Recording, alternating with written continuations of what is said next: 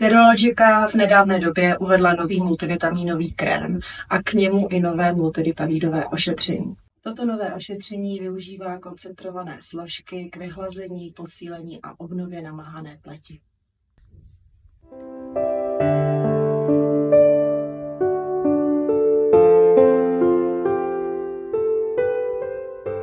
Vzhledem k tomu, že pleť je malinko citlivá teď tím zimním obdobím, tak multivitaminové ošetření trošku upravíme stavu pleti.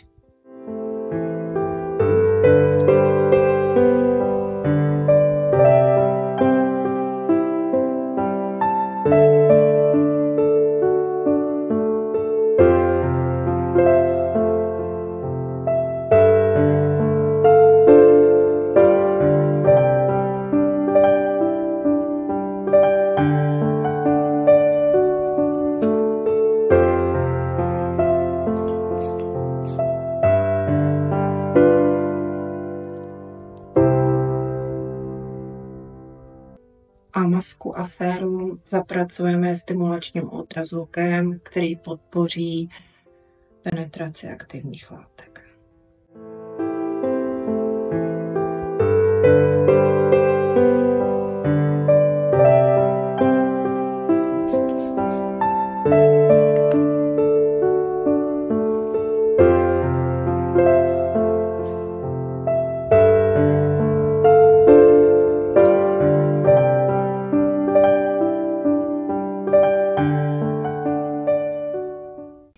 A výsledkem tohoto ošetření je vyživená zářivá pleť.